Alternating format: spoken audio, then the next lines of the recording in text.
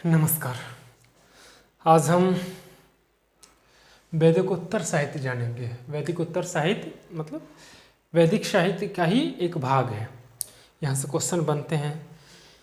पिछली वाली वीडियो को ज़रूर देखिए, क्रम से देखोगे तो आपको समझ में अच्छी तरह से आएंगी। मैं बार बार कहता हूँ, तो पिछली वाली वीडियो को देखने के बाद इसको देखिए, क्योंकि मैं क्रम से करवा रहा हूँ। वैदिकोत्तर साहित्य में वेदांग, उपवेद और स्मृति ग्रंथ के बारे में आते हैं, ये सब आते हैं और यहाँ से क्वेश्चन बनते हैं। ठीक है, छोटी सी वीडियो है, आराम से देख लीजिए। यहाँ पर अक्षर न दिखाई दे तो मेरी बात को सुनते हुए नोट्स बनाइए। वेदांग,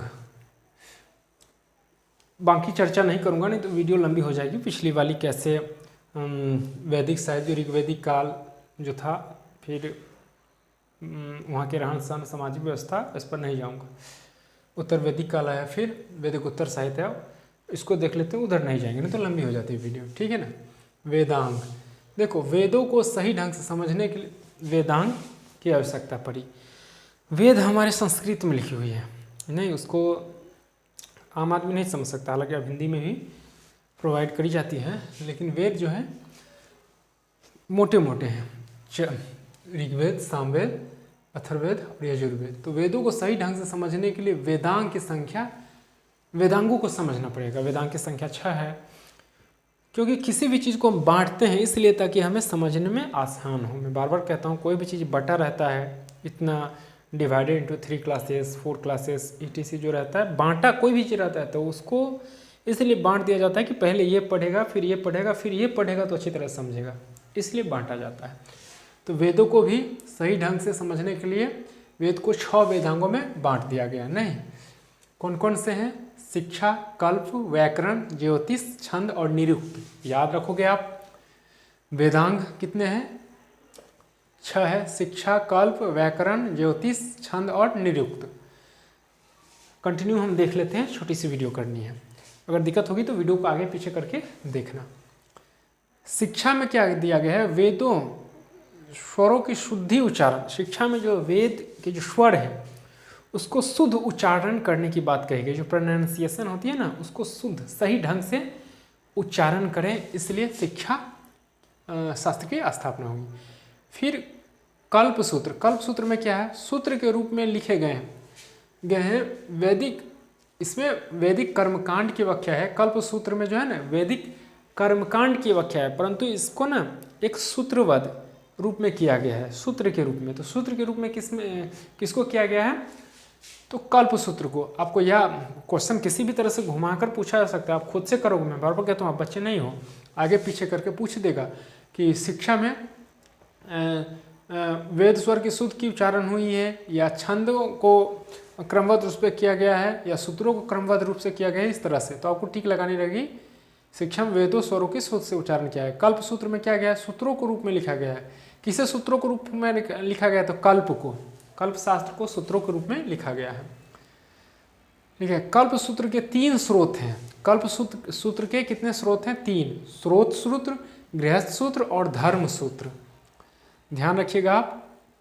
कल्प सूत्र के 3 स्रोत हैं, स्रोत सूत्र, गृहस्थ सूत्र और धर्म सूत्र। निरुक्त। निरुक्त शास्त्र में वैदिक शब्दों की उत्पत्ति, व्युत्पत्ति के बारे में बताई गई है कि उनकी जो उत्पत्ति हुई, कहाँ से हुई है और कैसे हुई है। तो निरुक्त में किसके बारे में दिया गया है? तो वैदिक व्युत्पत्ति, वैदिक शब्दों की व्युत्पत्ति के बारे में दिया गया है। उत्पत्ति हुई है, कहाँ से हुई है। तो वैदिक साहित्य में किसके बारे में दिया गया है? तो शब्दों की उत्पत्ति के बारे में। शब्दों की उत्पत्ति के बारे में किसमें दी गई है? शिक्षा, कल्प, निरुक्त, व्याकरण, छंद, इस तरह से आएंगे। तो आपको टिक लगानी है किसमें? निरुक्त में। नहीं, शब्दों की उत्पत्ति हुई है। ठीक है। निरुक्त पर सबसे पहले, निरुक्त पर यानी कि निरुक्त शास्त्र जो है उस पर सबसे पहले यास्क द्वारा, किसके द्वारा? यो आकार दंत स क संयुक्त, यास्क द्वारा रचित निरुक्त शास्त्र प्राचीन ग्रंथ है। यानी कि निरुक्त में सबसे पहले यास्क द्वारा रचित निरुक्त शास्त्र सबसे प्राचीन ग्रंथ है। निरुक्त शास्त्र सबसे प्राचीन है जो यास्क द्वारा लिखित है। ठीक है। व्याकरण, यास्क द्वारा रचित ग्रंथ कौन सी है? तो निरुक्त शास्त्र। आप इस तरह से याद कर लेना। व्याकरण, मैं बार बार कहता हूँ कि क्वेश्चन आप खुद से बना सकते हो, कई ढंग से क्वेश्चन बनते हैं। व्याकरण, भाषा की व्याकरण क्या है? भाषा को वैज्ञानिक शैली प्रदान करने के लिए व्याकरण की रचना की गई।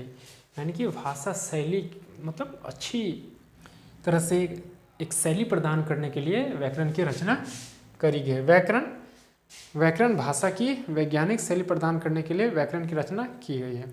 व्याकरण पर प्राचीनतम ग्रंथ पाणिनि द्वारा रचित अष्टाध्यायी है। यानी कि व्याकरण पर पाणिनि द्वारा रचित अष्टाध्यायी जो है सबसे प्राचीन ग्रंथ है। व्याकरण पर प्राचीनतम ग्रंथ पाणिनि द्वारा रचित अष्टाध्यायी है। पाणिनि नंद काल के थे। पद्मानंद जो थे ना वो सब आएगी चंद्रगुप्त काल जब आया, चाणक्य आए, महापद्मानंद, तो पाणिनि नंद काल के थे। पाणिनि नंद काल के थे। बाद में शुंग काल में पतंजलि ने व्याकरण पर महाभाष्य की रचना की। पतंजलि ने किसके काल के बाद महाभाष्य की रचना की? तो नंद काल के बाद पाणिनि शुंग काल में। ऐसे आएगा क्वेश्चन कि किस काल में पतंजलि व्याकरण पर महाभाष्य की रचना करी गई? तो शुंग काल में। शुंग काल में किसकी रचना करी? पतंजलि की। पतंजलि ने व्याकरण पर महाभाष्य की रचना करी। किसने महाभाष्य पर रचना करी? पतंजलि ने। किसी तरह से आ सकता है नहीं, लेकिन महाभाष्य जो था ना, अष्टाध्यायी जो था ना, उसी के संबंधित था, मतलब सेम मिलता जुलता था। अब पढ़ोगे तो पता चलेगा। रचना की, लेकिन महाभाष्य अष्टाध्यायी पर ही लिखी गई टीका है। व्याख्या, टीका मतलब व्याख्या करी गई है। जो अष्टाध्याय था ना, ये वाली अष्टाध्याय, इसी से मिलता जुलता जो है वो महाभाष्य है। ठीक। छंद, वेदों को छंद रूपी करने के लिए छंद शास्त्र की रचना करी गई। छंदबद्ध करने के लिए छंद शास्त्र की रचना करी गई है। छंद शास्त्र पर प्राचीनतम ग्रंथ पिंगल द्वारा रचित छंद शास्त्र है। पिंगल द्वारा रचित कौन सी शास्त्र है? तो पिंगल द्वारा रचित छंद शास्त्र है। ये सब आपको याद करनी है। छंद शास्त्र है। क्षानुसार दंत सौत्तर संयुक्त। ज्योतिष शास्त्र, ज्योतिष शास्त्र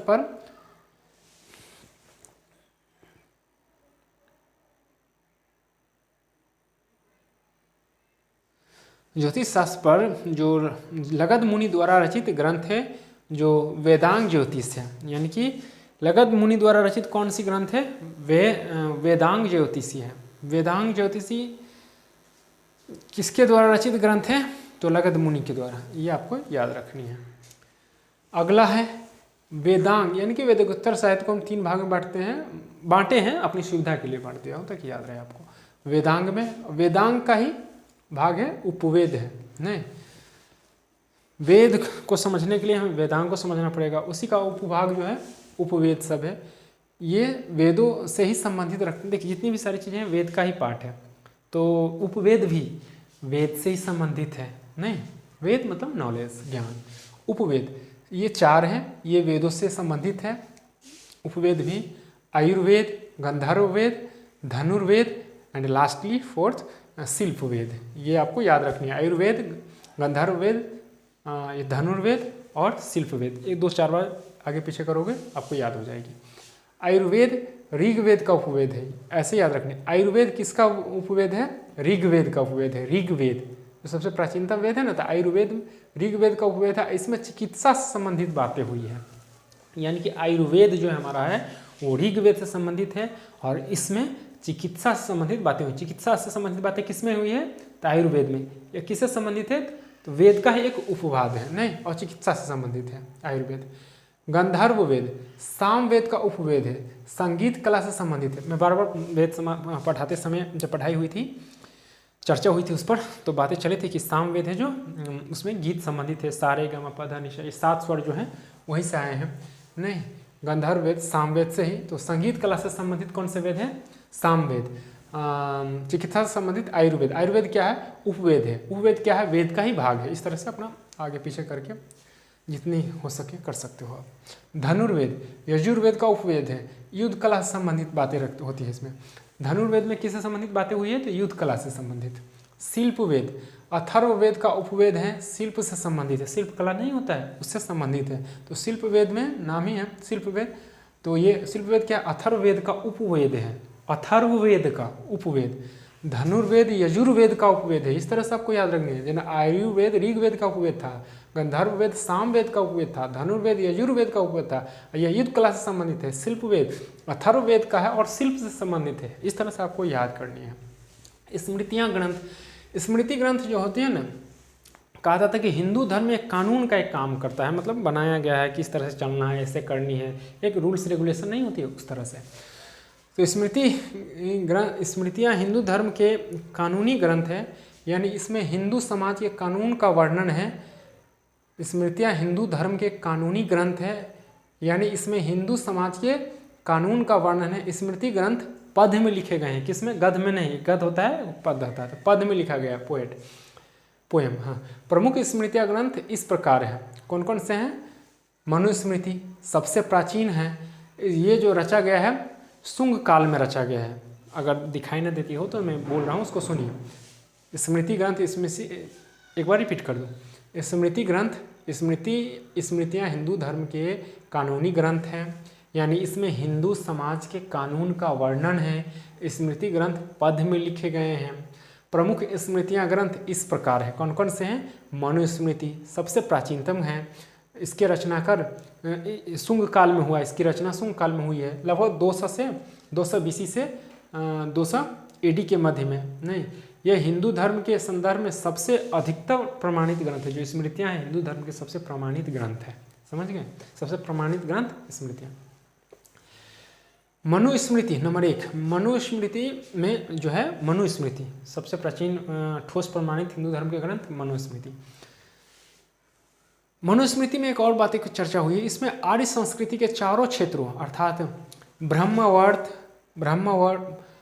ब्रह्मर्षि, मध्य देश, आर्यावर्त का उल्लेख मिलता है। आर्यावर्त का उल्लेख, ब्रह्मवर्त का उल्लेख, ब्रह्मऋषि, मध्य देश का उल्लेख किस में हुई है? तो मनुस्मृति में हुई है। ठीक है। इसके अलावा याज्ञवल्क्य स्मृति ग्रंथ है जो सातवाहन कालीन में हुआ। उसके बाद नारद स्मृति गुप्तकालीन, विष्णु स्मृति ये भी गुप्तकालीन है। ये दोनों जो है गुप्त है, नारद सहित और विष्णु स्मृति ये गुप्तकालीन है, और एक जो है नारद स्मृति और विष्णु सहित दोनों गुप्तकालीन है। उसके बाद देवल स्मृति पूर्व मध्यकालीन है। पूर्व मध्यकालीन होती है जो मध्यकालीन के बाद जो आता है पूर्व, जिस मुखिया उपमुखिया नहीं बोलते, इसी तरह से मध्यकालीन पूर्व मध्यकालीन। इसी में राजपूत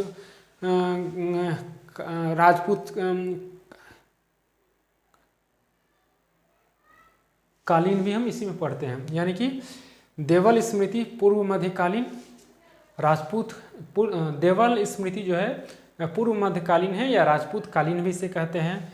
हुआ यूँ कि देखिए हमारे भारत पे ना विदेशों में अरबों सब जो था ना वो पहले अटैक किया। लगभग 712 ईस्वी में अरबों सब आए, मुसलमान सब, और पूरा धर्म परिवर्तन कर दिया कि मेरे धर्म में आओ, ये वो, मतलब ना जाने कितने हिंदू को कितने मुस्लिम बना दिया गया। तो ये जो है ना, ये जो है देवल स्मृति ग्रंथ, ये कहते हैं, ये इसमें कहा गया है कि जो हिंदू था उसे मुस्लिम अरबों ने आकर बनाया, तो वो शुद्धिकरण द्वारा फिर से हिंदू हो सकता है, देवल स्मृति में बताया गया है। तो छोटी सी वीडियो थी, यहाँ से क्वेश्चन बनते हैं। उम्मीद है आप अच्छी तरह समझे होंगे, नहीं समझे होंगे तो वीडियो को आगे पीछे करके नोट्स बनाइए। वीडियो को लाइक शेयर सब्सक्राइब जरूर कर दीजिएगा ताकि अगली वीडियो की नोटिफिकेशन आप तक पहुंच सके और आपको मालूम हो जाए कि फिर से अगली वीडियो अपलोड हो चुकी हैं और मुझे देखनी है, नोट्स बनानी है। शेयर भी कर दीजिएगा ताकि दूसरों को भी लाभ मिले। तो ठीक है, मिलता हूँ अगली वीडियो में। नमस्कार।